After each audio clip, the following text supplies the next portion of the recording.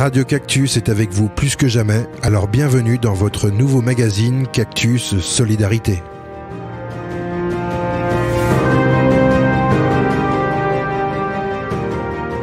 Bonjour et bienvenue dans votre émission Cactus Solidarité. Aujourd'hui, avec moi par téléphone, j'ai Anne-Marie Parra. Bonjour Anne-Marie. Bonjour Sarah. Comment allez-vous aujourd'hui? Très bien, je vous remercie. Je suis enchantée de pouvoir dialoguer avec vous. Ah c'est parfait, merci beaucoup. Donc, est-ce que je peux vous demander à vous présenter et aussi vous représenter une association? Donc, je vais vous laisser le présenter vous-même. Voilà, je vous en remercie. Donc, je m'appelle Anne-Marie Parra et je suis présidente de l'association Médiateurs familiaux en Saône-et-Loire. Donc, cette association, elle a été créée voici 20 ans et elle s'est engagée dans la promotion de la médiation familiale sur le département de Saône-et-Loire. Et c'est également un lieu d'échange et de ressources pour les professionnels qui sont adhérents de cette association. Ok, donc vous avez combien d'adhérents par exemple? Alors nous avons une quinzaine d'adhérents, voilà. Et ce sont exclusivement des professionnels qui travaillent soit dans des services, soit dans des associations. Ok, donc vous avez le contact avec les médiateurs sur le territoire. Sur le département, voilà. Et puis surtout, on a instauré un partenariat très riche depuis des années avec tous les services de médiation du département, toutes les institutions, par exemple la CAF, le conseil départemental, la mutualité sociale agricole, et on travaille également en étroite collaboration avec les tribunaux de Châlons, de Mâcon, et puis la cour d'appel de Dijon, pour lequel l'association perçoit une subvention. Okay. Voilà, qui nous permet de faire des actions de promotion. Ok, donc qu'est-ce que c'est la médiation familiale?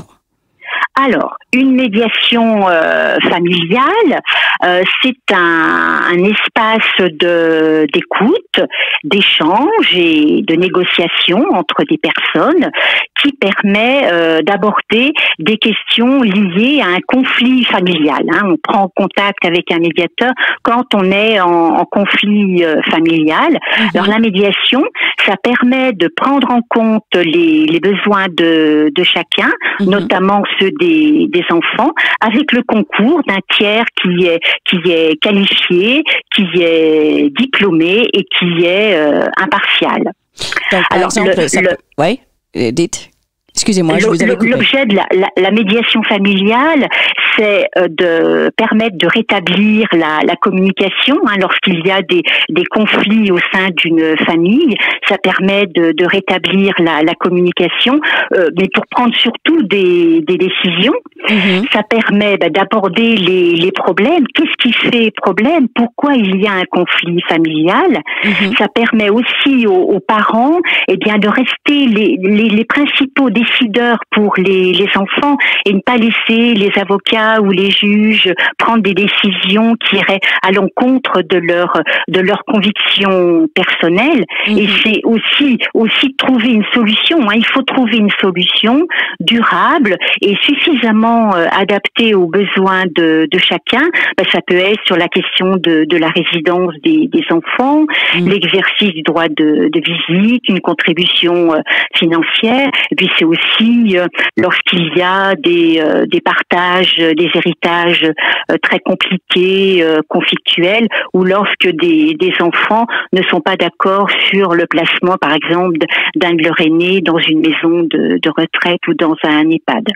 Ok, donc oui, c'est tous les niveaux de famille. C'est pas parce que c'est souvent qu'on va dire oui, c'est pour les gens qui sont en plein divorce ou en séparation. Il y a des enfants, mais ça peut être aussi pour les anciens nos aînés qui n'ont pas envie. Exclusivement. Voilà. Okay. Effectivement, en règle générale, la médiation, sur notre département, s'adresse plutôt à des couples ou à des parents qui sont en situation de séparation.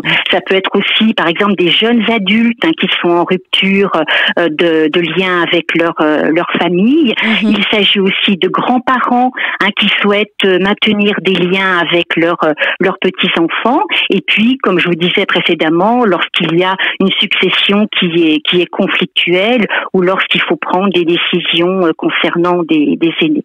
Donc je dirais que la médiation familiale, ça concerne toutes sortes de conflits. Lorsqu'il y a un conflit dans une famille, on peut faire appel à un médiateur familial. Mais ça peut être un frère et sœur, par exemple, aussi. Tout à fait, à fait. Des frères et sœurs qui sont en conflit depuis des années, c'est tout à fait possible. Et votre rôle, c'est pas pour imposer des choses. C'est vraiment juste pour aider les deux parties vraiment à avoir une discussion plus saine entre elles. Complètement. Ça permet à des personnes qui sont en conflit, de se parler, parce que quelquefois elles sont en conflit depuis un certain nombre d'années et elles ne se souviennent même pas à l'origine de leur conflit. Donc ça permet de se poser, ça permet de se parler, de se comprendre, et une fois qu'on s'est compris et qu'on s'est parlé, on peut prendre plus sérieusement, alors qu'est-ce qu'on fait maintenant? Voilà, on se comprend maintenant quelle décision on prend par rapport au conflit qui nous oppose. Et je peux imaginer ça, c'est pas quelque chose qu'on peut faire dans 1 heure, par exemple. Non, c'est un processus. Alors en règle générale, la médiation familiale, qui contacte le médiateur familial? C'est un des parents ou une personne qui contacte le médiateur familial. Il y a un entretien d'information à la médiation familiale, et ensuite on voit avec soit les frères et sœurs, soit avec l'ex-conjoint ou le conjoint actuel, et on propose également un entretien d'information à la médiation familiale. Du coup, ça met un peu de l'égalité dans chacun. Vous invitez les deux personnes en conflit à se parler déjà dans un premier temps individuellement, et ensuite, si l'un et l'autre des parents ou des personnes qui sont en conflit sont d'accord, on fait un processus de médiation familiale. Donc, une séance de médiation familiale, ça peut être 1h30, ça peut être 2 heures. À l'issue de chaque séance, les personnes commencent à prendre des décisions, et ensuite c'est une succession d'entretiens où les personnes élaborent leurs difficultés et construisent. La médiation familiale, c'est quelque chose de pratico-pratique. Si on compare avec la thérapie familiale, ce n'est pas de la thérapie familiale. On est vraiment dans l'ici et maintenant. Qu'est-ce qu'on fait pour résoudre l'un et l'autre, et ensemble, on est une équipe. Il faut faire équipe. Donc les règles du jeu, si on veut faire équipe, il faut qu'elles soient réciproques. Et qu'est-ce qu'on fait aujourd'hui pour nous sortir de cette impasse? Et le médiateur, il est là simplement pour offrir la parole, offrir un espace de discussion à ces deux personnes. Donc ce n'est pas le médiateur qui prend la décision de parler de tel ou tel sujet. Ce sont les parents qui s'approprient cet espace. Et donc sûrement vous voyez des fois les personnes qui viennent avec leur propre agenda. Moi je vois qu'on a ce problème, je veux ça comme solution, mais vous êtes là pour les aider, peut-être être un petit peu plus souple, trouver les compromis entre eux. Je dirais peut-être pas, non, parce que là ça peut être de la conciliation, Non, simplement, c'est-à-dire on se tourne vers l'un et on se tourne vers l'autre. Simplement, quand la communication, par exemple, est très difficile entre l'un et l'autre, on parle à monsieur et on parle à l'un. Monsieur vous propose telle chose, est-ce que vous êtes d'accord? Ça, on le voit en début de médiation familiale. Et puis petit à petit, les parents se tournent l'un vers l'autre, et c'est un dialogue. Et nous pouvons passer quelquefois un quart d'heure, 20 minutes sans rien faire. Nous, médiateurs, ce sont les parents qui s'approprient cet espace et qui construisent leur avenir, parce qu'ils construisent leur avenir et l'avenir de leurs enfants. Ouais, donc oui, vous êtes vraiment là juste pour. On fait tiers. C'est ça. Voilà. Et pour que il y ait du respect, voilà. Par contre, le médiateur, il est responsable du cadre. C'est lui qui détermine le cadre. Voilà, ça va se passer comme ça dans cet espace. Après, vous pouvez tout vous dire. Bien évidemment, il y a des choses qui sont interdites, etc. La personne, il est tiers, voilà, entre les deux personnes, et qui fait tiers dans cet espace de médiation familiale. On peut imaginer pendant ce moment de confinement qu'il y a des problèmes qui se présentent ou qui sont exagérés par le confinement. Mais bon, on ne peut pas venir s'asseoir avec vous pour parler de nos conflits, quoi. Donc, premièrement, est-ce que vous avez vu un changement en comportement avec les gens, ou est-ce que c'est quelque chose que vous ne pouvez même pas dire? Alors dans les services, effectivement, les services de médiation, voilà, tout le personnel est confiné, donc on ne peut pas faire effectivement de médiation familiale, mais on a un petit peu anticipé cela, et donc en lien avec la PMF région, on a fait un communiqué de presse qui a été largement diffusé sur le département, afin de sensibiliser le large public, parce qu'on est bien conscient que cette période de confinement, pour des personnes, les difficultés relationnelles vont être exacerbées. C'est là les difficultés, par exemple, à exercer le droit de visite. Imaginez la cohabitation de parents qui avaient envisagé une séparation et qui sont confinés l'un vers l'autre. Donc, ce qu'on propose, si vous voulez, dans le cadre de l'association de médiateurs familiaux, ce que l'on propose, c'est une écoute extérieure et bienveillante qui permet à la fois aux personnes de libérer la parole, de faire émerger leurs demandes, et puis construire à minima ou reconstruire la relation qui a été mise à mal, d'apaiser les tensions, et surtout d'être moins seul. Moi qui suis en charge du téléphone de l'association médiateur familial, quelquefois les personnes ont un petit peu peur de faire la démarche. Est-ce que vous pensez que c'est bien que je fasse une médiation familiale? C'est vrai que la médiation, enfin le processus en lui-même peut faire peur, mais je dirais que prendre contact avec un médiateur n'engage à rien. Tout le temps, j'ai dit, ça n'engage à rien.